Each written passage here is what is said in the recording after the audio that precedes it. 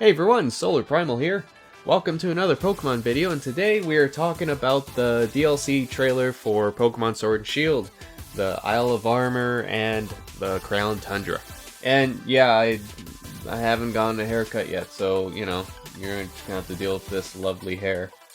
So at a glance, it doesn't look like they added too much more information to this trailer, but once you start digging into it, there's actually quite a bit to unpack here.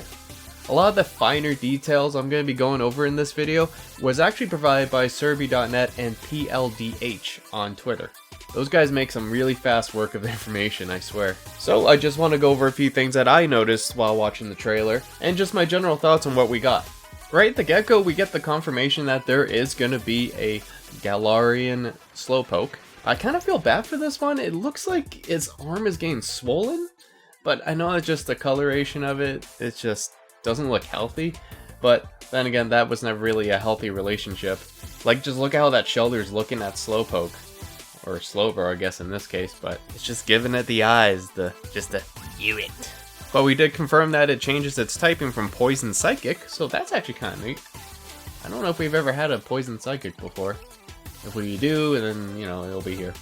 So we get a lovely opening shot of the Isle of Armor, as they show off the various landscapes and Pokemon that will be showing up in these areas. There were a ton of different Pokemon showcased throughout this video, even a lot of new Pokemon that haven't been shown in the Galar region yet. We get a glimpse of something called the Cram-O-Matic. Apparently the way this thing's going to work is that you're going to be able to feed it items and it'll spit out a new item for you. So depending on what you put into this thing will depend on what you'll get out of it. And then something that's being cooked and served called Max Soup. I guess it's supposed to be something that will help encourage certain Pokemon to gain the Gigantamax form. We'll have to wait and see. That'd be pretty interesting to be able to give certain Pokemon that are known to have a Gigantamax form that don't have it.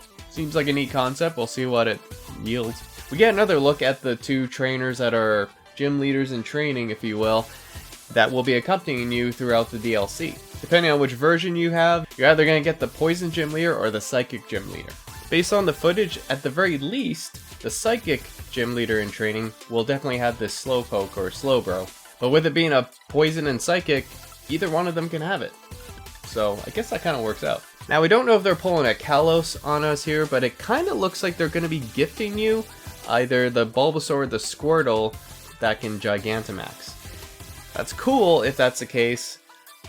Otherwise, it's just kind of being used as promotion. And then we get to see more of the Crown Tundra's landscape, and I was really excited to see this, because if you're unfamiliar with this channel, I actually like making videos about potential Sinnoh remakes. Sinnoh is a heavily snowy area, at least in certain parts, or throughout the region really, if you pay attention. So, them showing a snowy region gets me excited, because this is, to me, a precursor to what it could look like in a Sinnoh remake. You know, fingers crossed. And oh my god, there's a huge focus on this giant apricot tree. At least I believe that's what it is, because that is what it looked like in the Heart Gold and Soul Silver remakes. Though it could be just a giant berry tree. I don't know how you're going to be shaking that thing, but good luck. I will note, you could tell that the Crown Tundra is going to be heavily focused on legendaries and mythical Pokemon. If you watch the Japanese DLC trailer like I did, if you blink, you're going to miss some of these legendaries that they're showing off that are going to show up. They went in order from Generation 1 all the way to 7, which is great, but I had trouble getting screenshots of them, so that's the best I got, sorry. I like the idea that they're going with this Crown Tundra co-op Dynamaxx adventure, as they're calling it. As noted from PLDH.net, you'll be teaming up with 3 others, venturing into Pokemon dens, and you may encounter Dynamaxx Pokemon that you could raid. If you catch them, you'll continue on the adventure, but if you lose, you'll get kicked out of the den. Kind of like that idea. It reminds me a lot of the escalation run in Dauntless right now, where you can just go through and encounter any creature at random. At least for this one, it has a bit of a branching pathway that you guys can choose, and I think that's really cool. That's a really neat idea. Speaking of legendaries, they revealed the Galar forms of the Kanto birds. We got Articuno as Psychic Flying, we got Zapdos as Fighting Flying, and then we got Moltres as Dark and Flying. Now, that's actually kind of a neat idea. So instead of the fire, water, lightning in their case, they've skewed it a bit so that it's the psychic, fighting, and dark. Rock, paper, scissors, if you will. The reason why I find that neat is because there were rumors back when Generation 5 was coming out that the typing for your starters was going to be that, psychic, dark, and fighting, versus the fire, grass, and water. And as usual, it looks like they're feuding. For what? I don't know yet, but we'll find out in the DLC, I'm sure. So a new feature that they're going to be adding in Part 2, which is the Crown Tundra, they're going to do the Galar Star Tournament, which sounds really cool. From what you can see in the trailer, is really not much. You see both Leon and whatever the dragon guy's name is, I forgot.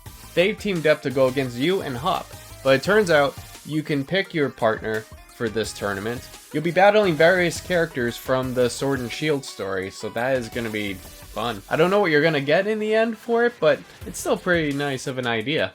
So aside from that, we got some news from Pokemon Home as well. If you had deposited any Galar Pokemon, you get gifted a hidden ability Grookey, Scorbunny, and Sobble. And there you have it, that was the DLC trailer for Pokemon Sword and Shield, the Isle of Armor, and the Crown Tundra, with more O faces than a hungry nest of robins. So, what do you guys think about the DLC trailer that we got? Does it persuade your decision on picking up the DLC? Or does it not? Let me know in the comments down below. I'm still going to be getting the DLC because I just want to get more Pokemon in. That's what I like, that's what I want, and that's what I'm gonna get.